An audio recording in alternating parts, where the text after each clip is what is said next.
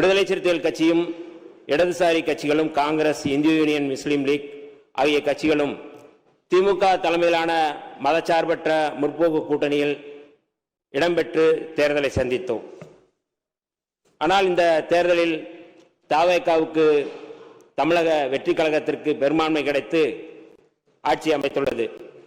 பாஜகவின் மறைமுக செயல் திட்டமான ஆளுநர் ஆட்சியை கொண்டு வருவதற்கான முயற்சியை தடுக்கும் வகையில் விடுதலை சிறுத்தைகள் தமிழக வெற்றி கழகத்திற்கு ஆதரவு தெரிவித்துக் கொள்கின்றோம்.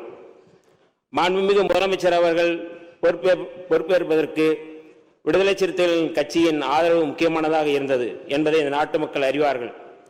எமது ஆதரவை பெற்ற இந்த அரசு மக்கள் நல திட்டங்களை நிறைவேற்றி மாநில உரிமைகளை காத்து மிகச் சிறந்த அரசு என்ற பெயரை பெற்று சிறப்பிக்க வேண்டும் என்று விடுதலை சிறுத்தைகளின் சார்பில் நாங்கள் வாழ்த்துகின்றோம். இந்த அரசு ஆதரிப்பவர்கள், எதிர்ப்பவர்கள் என அனைவருக்குமான அரசாக இருக்கும் என்பதை நம்முடைய முதல்வர் அவர்கள் தனது நடவடிக்கைகள் மூலம் உணர்த்தியிருக்கிறார்கள்.